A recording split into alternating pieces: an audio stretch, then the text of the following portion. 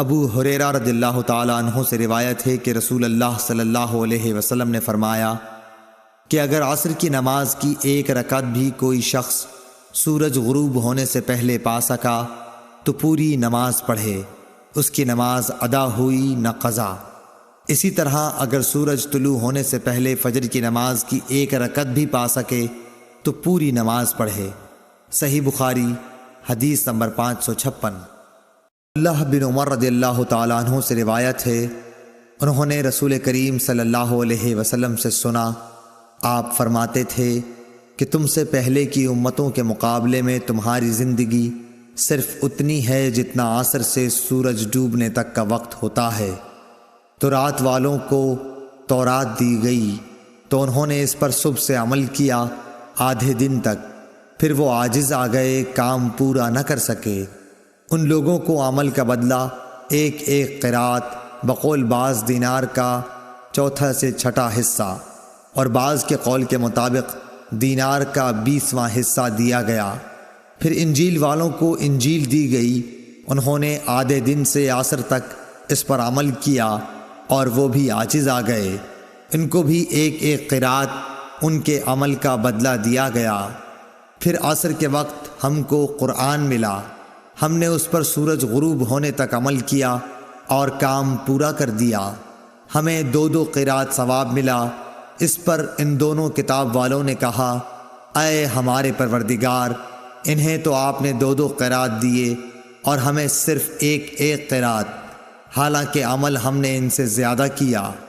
اللہ عز و جل نے فرمایا، تو کیا میں نے اجر دینے میں تم پر کچھ ظلم کیا؟ انہوں نے عرض کی کہ نہیں۔ اللہ تعالیٰ نے فرمایا کہ پھر یہ زیادہ اجر دینا میرا فضل ہے، جسے چاہوں دے سکتا ہوں۔ صحیح بخاری حدیث نمبر 557۔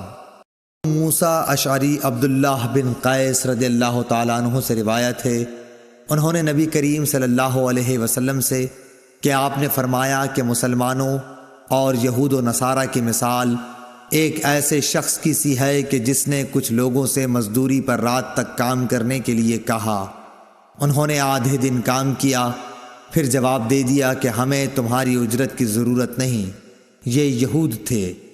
پھر اس شخص نے دوسرے مزدور بلائے اور ان سے کہا کہ دن کا جو حصہ باقی بچ گیا ہے، یعنی آدھا دن، اسی کو پورا کر دو، شرط کے مطابق مزدوری تمہیں ملے گی۔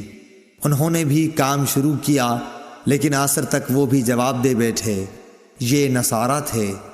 پس اس تیسرے گروہ نے جو اہل اسلام ہیں پہلے 2 گروہوں کے کام کی پوری مزدوری لے لی۔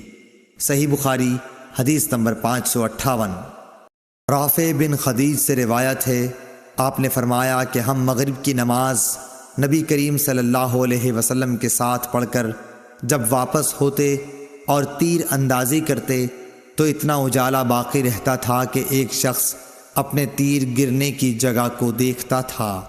صحیح بخاری حدیث نمبر 559۔ بن عمرو بن حسن بن علی نے کہا کہ حجاج کا زمانہ آیا اور وہ نماز دیر کر کے پڑھایا کرتا تھا، اس لیے ہم نے حضرت جابر بن عبداللہ رضی اللہ تعالی عنہ سے اس کے بارے میں پوچھا تو انہوں نے فرمایا کہ نبی کریم صلی اللہ علیہ وسلم ظہر کی نماز ٹھیک دوپہر میں پڑھایا کرتے تھے، ابھی سورج صاف اور روشن ہوتا تو نماز عصر پڑھاتے، نماز مغرب وقت آتے ہی پڑھاتے اور نماز عشاء کو کبھی جلدی پڑھاتے اور کبھی دیر سے۔ جب دیکھتے کہ لوگ جمع ہو گئے ہیں تو جلدی پڑھا دیتے، اور اگر لوگ جلدی جمع نہ ہوتے تو نماز میں دیر کرتے اور لوگوں کا انتظار کرتے۔ اور صبح کی نماز صحابہ رضی اللہ عنہم یا یہ کہا کہ نبی صلی اللہ علیہ وسلم اندھیرے میں پڑھتے تھے۔ صحیح بخاری حدیث نمبر 560۔